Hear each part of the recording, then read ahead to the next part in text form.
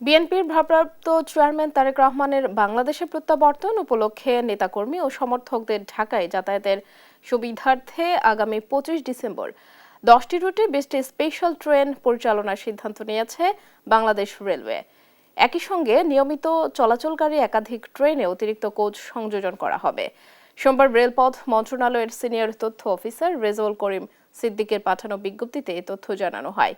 বলা হয়, রাজবাড়ী commutator, Dhalarchar express এবং রোহনপুর কমিউটার ট্রেনের ২৫ ডিসেম্বর তারিখের যাত্রা স্থগিত থাকবে। দলীয় কর্মী ও সমর্থকদের যাতায়াত নিশ্চিত করতে বিশেষ ট্রেন পরিচালনা ও অতিরিক্ত কোচ সংযোজনের কারণে এই সিদ্ধান্ত নেওয়া হয়েছে। এছাড়া নিয়মিত চলাচলকারী একাধিক ট্রেনে প্রয়োজন অনুযায়ী অতিরিক্ত কোচ সংযোজন করা হবে। এই ব্যবস্থার মাধ্যমে আনুমানিক ৩৬ লাখ টাকা রাজস্ব আদায় হবে।